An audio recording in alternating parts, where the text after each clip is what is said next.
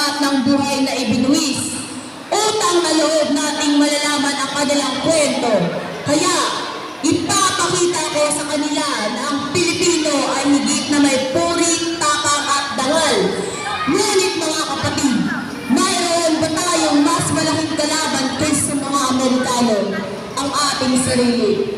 At ako si General Antonio Luna, ang pangalawang pinuno ng Sandatahang Lakas ng Pilipinas.